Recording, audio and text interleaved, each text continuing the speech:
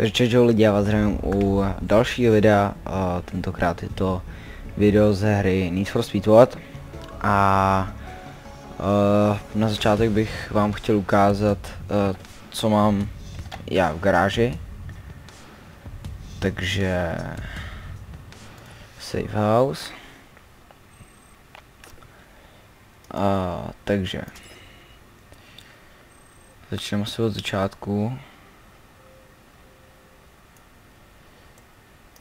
První auto, teda jako ne první auto jsem měl asi, první auto tady v té hře jsem měl, co jsem to měl, Mazdu 3 a pak jsem měl Lexus LFAčko za boosty, ten nic moc nejezdil, toho jsem prodal a bylo to minulý rok na Vánoce, co jsem potom za gift code jsem dostal Lancia Deltu a našetřil jsem nějaký peníze, protože se vydělávalo dvakrát víc peněz, že jo, protože byl nějaký ten vánoční event, tak jsem to našetřil tady na to Lamborghini a to tady s tím jsem vyhrával dost závodů, hlavně na dragy je fajn.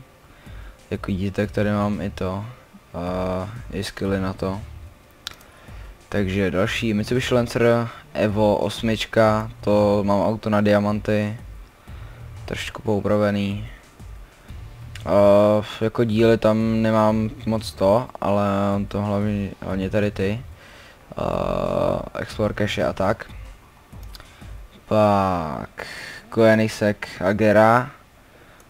Tu teď měl jsem jí v modré barvě a přidělal jsem kola, teď jezdím dragy a čekám na nějaký správný kola, tady ty se mi už moc nelíbí. Takže vzhled tady toho auta nehodnoťte podle toho, jak jsem ho upravil já.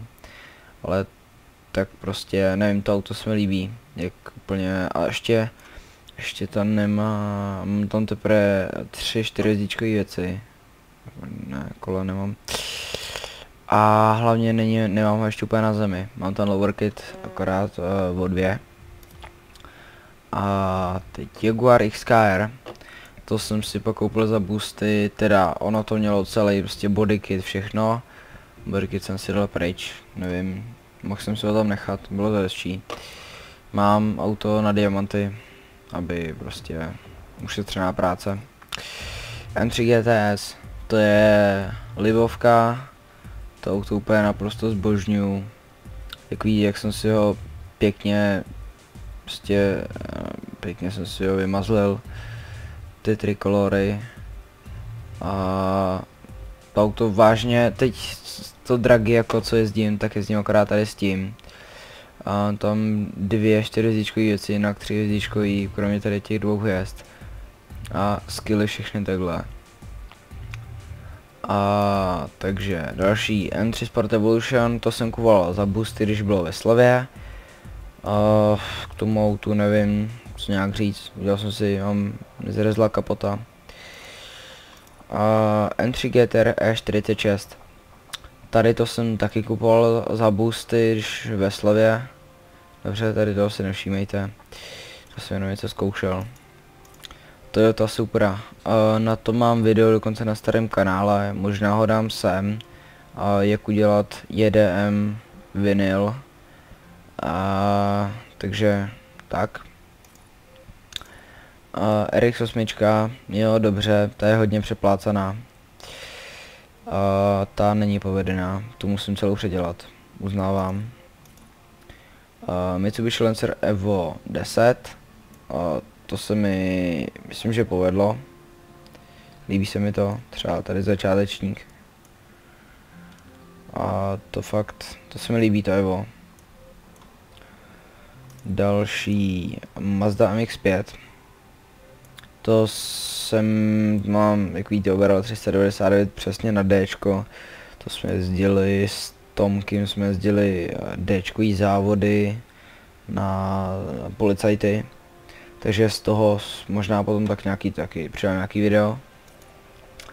Další BMW M6 Coupé, tam nic moc, teda spíš vůbec jsem na tom nic nedělal, kromě nějakých dílů.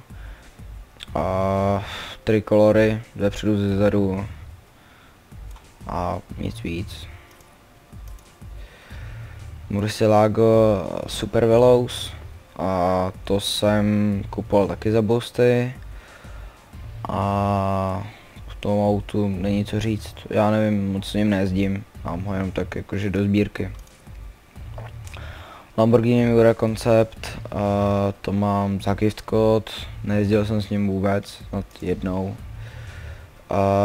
Carrera, popravdě teď, kde já jsem to auto dostal? Nevím. Každopádně bych si jo, vím. Dostal jsem ho, když jsem si kupoval boosty. A když jsem si kupoval boosty tady na Z4, tak jsem ho k tomu dostal. Z4 GT3 Limited Time Only, takže limitovaná edice. To má dobrou akceleraci. A jako jinak s ním moc nejezdím, nějak párkrát jsem se s ním projel.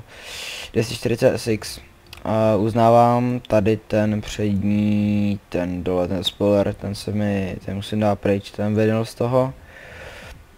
Jinak se mi to auto líbí, mám ho na drifty, musím tam ještě dát součástky na ještě nějaký, abych to nějak trošičku, aby se s tím dalo driftovat.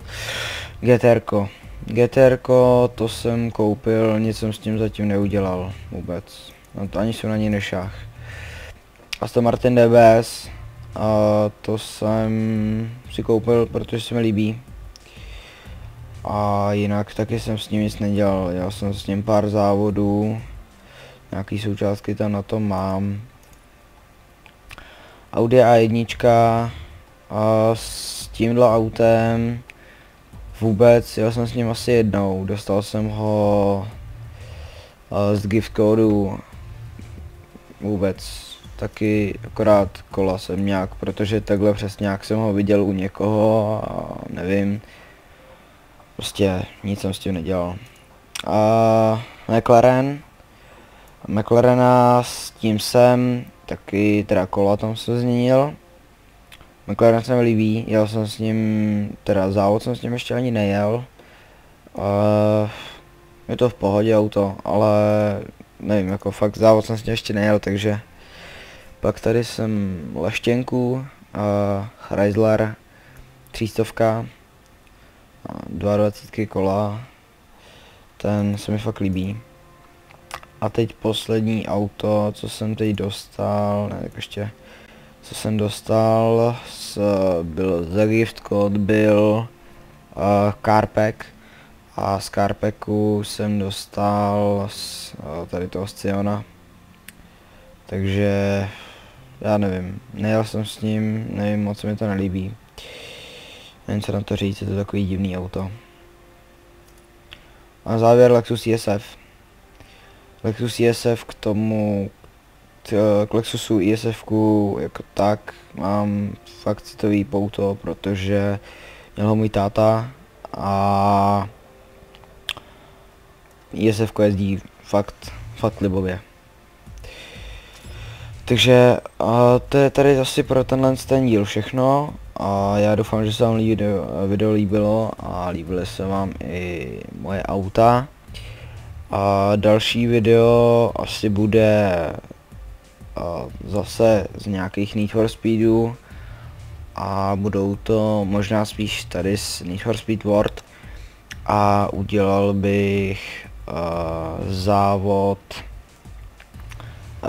nějak, já nevím, třeba Outleaf nebo něco takového a nevím, to ještě nějak zvážím.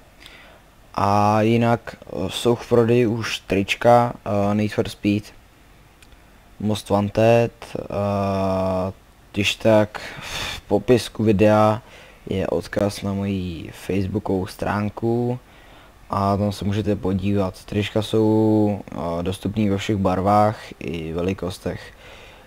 Takže když tak pište mi, v popisku videu bude i e-mail, nebo na té facebookové stránce je e-mail gamebenny@icloud.com a tam když tak pište, jestli můžu klidně natočit video s váma a pište mi nějaký návrhy, co bych mohl točit dál, a jinak na tom e-mailu si můžete objednat to tričko.